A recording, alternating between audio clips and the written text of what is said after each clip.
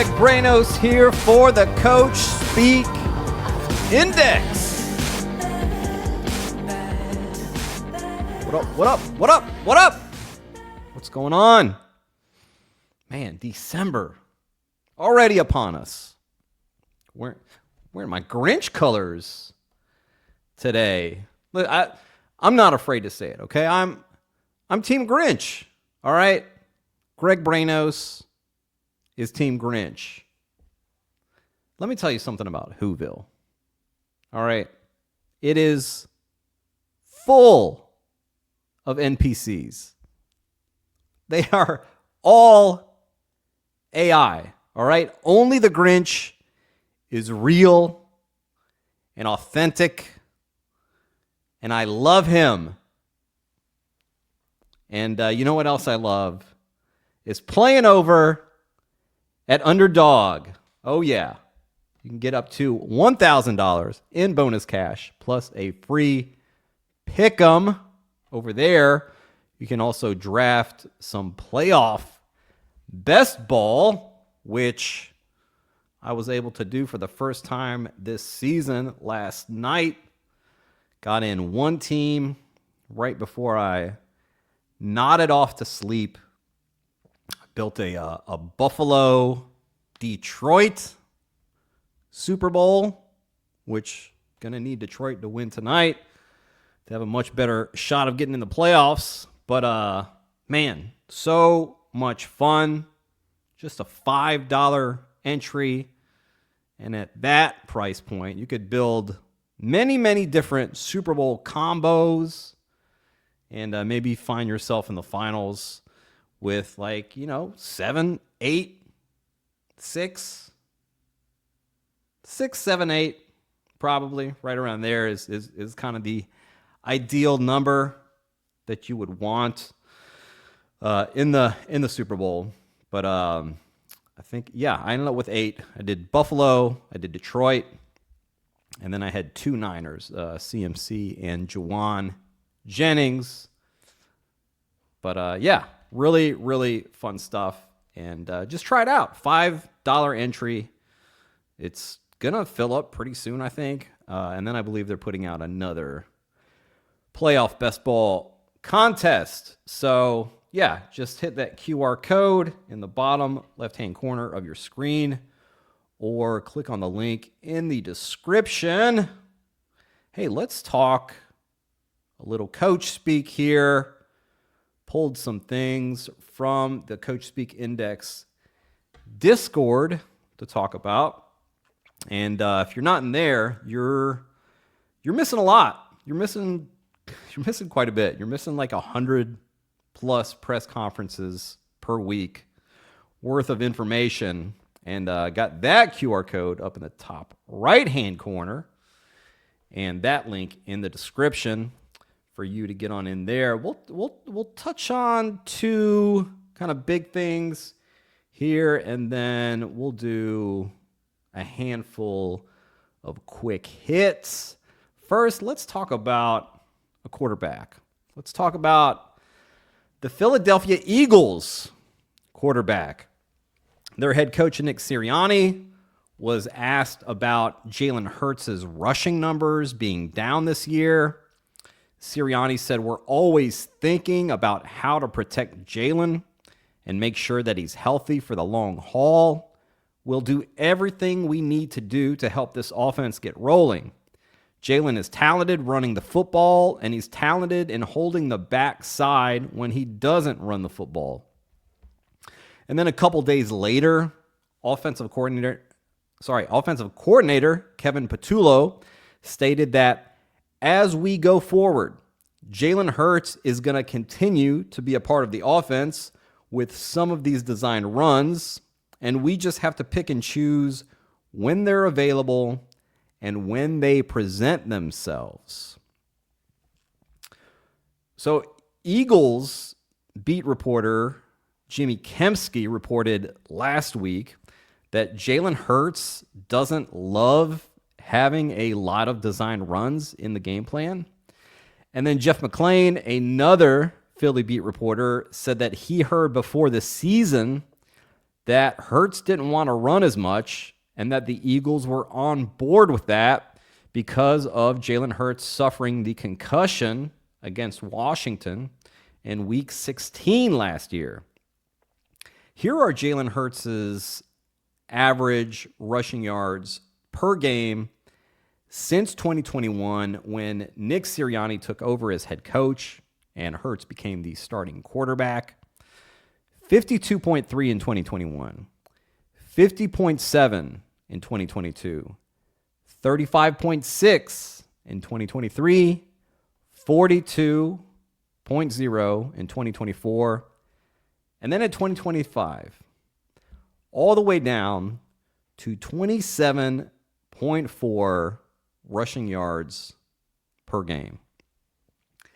Not only has this negatively impacted Jalen Hurts' fantasy production, but it has also negatively impacted Saquon Barkley's fantasy production because teams don't have to worry as much this season about the threat of Jalen Hurts keeping the ball on read options, and the defenses can key in more on Saquon. This lack of rushing by Hurts isn't the entire problem with the Eagles offense, but it is one of the problems, and it's a problem that has a rippling effect for the rest of the offense. I do expect that this hesitancy to run and call design runs will change once we get into some win or go home scenarios. I will be very interested to see what Jalen Hurts' rushing yardage prop lines will be once we get into the NFL playoffs. All right, let's talk about a wide receiver for the New York Jets. Their head coach, Aaron Glenn, said in his Week 13 post-game press conference that A.D. Mitchell was not a throw-in in the Sauce Gardner trade. He was a guy that we wanted. He's a true X receiver. The body type is a true X. He has good speed. He can win one-on-one. I just look forward to seeing him progress as the season goes and for him coming back next year to be a huge part of what we're doing. Glenn also said, quote, "We're going to try to get him the ball as much as we can. Obviously, this shows that he can make plays for us. I just think his confidence is at an all-time high right now, and we want to continue to get him the ball as much as we can," end quote. So after A.D. Mitchell got his feet wet in his first game with the Jets, where he played 49.1% of snaps and saw 6 targets, Mitchell has played more than 84% of snaps in each of the last 2 games. In those 2 weeks, according to the great folks at Fantasy Points, Mitchell ranks 3rd in target share among wide receivers at 31.1% and 1st in air yards with a staggering 359 air yards in just 2 weeks. 10 catches for 144 yards and a touchdown on 19 targets in these past 2 games. It's a small sample size for Aaron Glenn's Coachspeak thus far in his first year as a head coach. But when he has talked about, wanting to get the ball to a guy as much as possible, which we heard at the very beginning of the season, before the season started with Garrett Wilson, and we saw that come to pass. When he said this stuff, the Jets have usually made a pretty honest attempt at doing that. He's said the same kind of thing with Breece Hall, especially recently. So, A.D. Mitchell had some flaws in his profile coming out in the 2024 draft, but he also had some really big green flags as well. He was considered a strong prospect. Adam Schefter was convinced that A.D. Mitchell would be drafted near the middle of the first round. And we've seen players struggle during the rookie season, even through their first couple seasons, and then start to fulfill their potential. Sometimes it's just a matter of getting opportunity, being in the right situation is a really big thing. The way that Alec Pierce is ascending in Indianapolis, it was very, very tough to get A.D. Mitchell on the field over Pierce and Michael Pittman and Josh Downs. Now he's in a situation where he's a top dog in the passing game while Garrett Wilson is out. And we're seeing the Jets use A.D. Mitchell's superpower of getting separation on out routes and the downfield shots. This is a great setup for Mitchell down the stretch this season.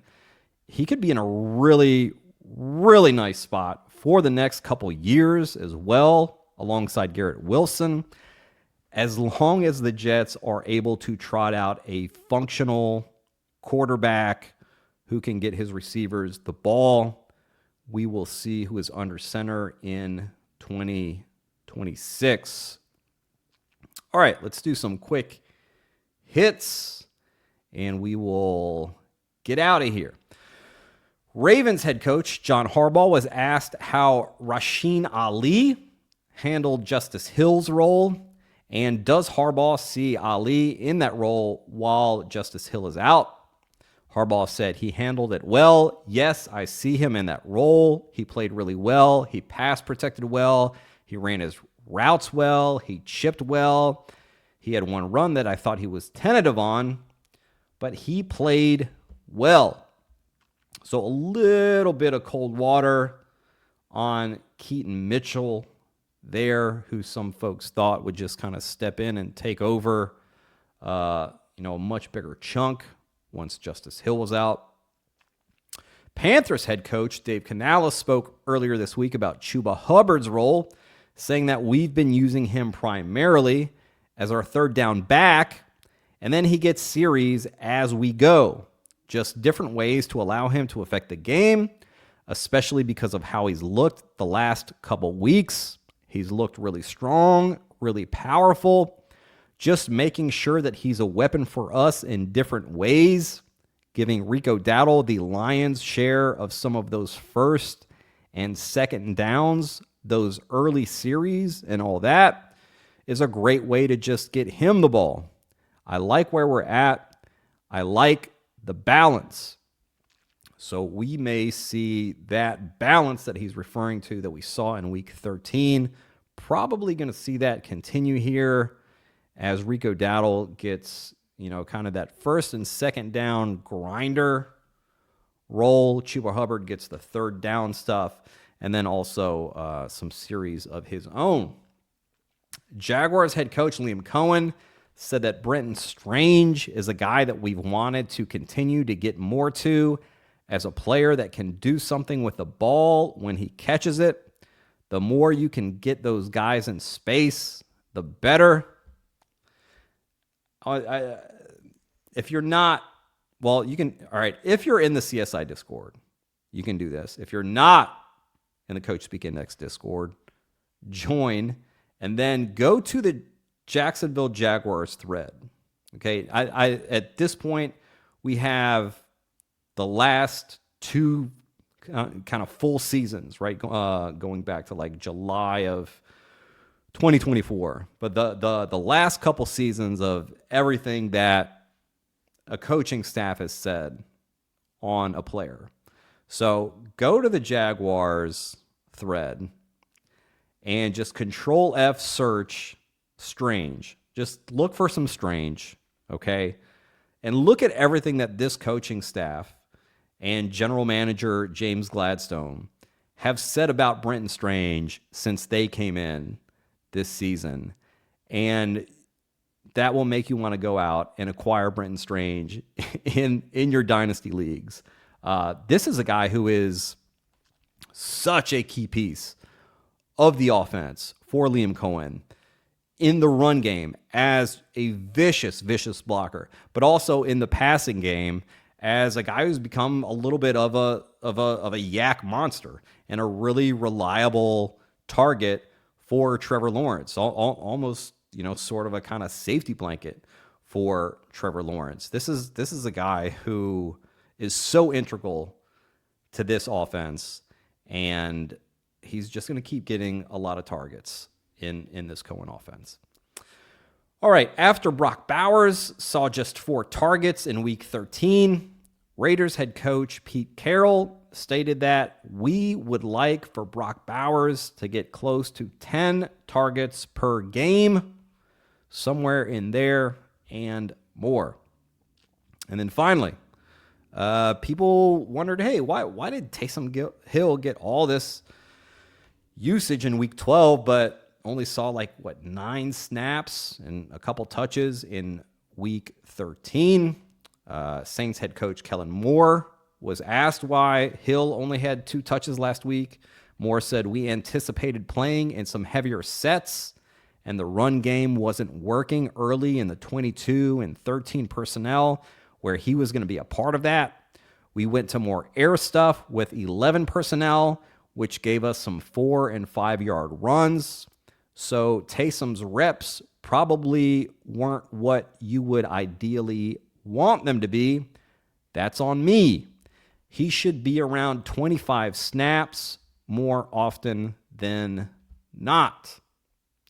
All right, cool. That's going to do it for us this week. We'll catch you online. Catch you in the Coachspeak Index Discord, where I'm about to get to work here right now, grinding all these Thursday offensive coordinator pressers, see what kind of juicy little nuggets they got for us this week. All right, Sarah, take us out.